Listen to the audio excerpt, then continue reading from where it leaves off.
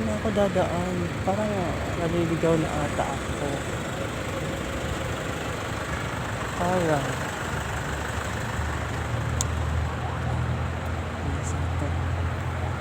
akala ko naliligaw. Akala ko naliligaw ako, guys. Hindi pala. Offside dormitory.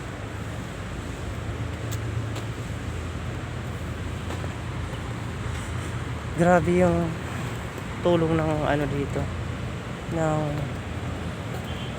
mga dahon tsaka puno. Sobrang bawas sa init. Sobrang init talaga, guys. Hindi ko talaga masabi.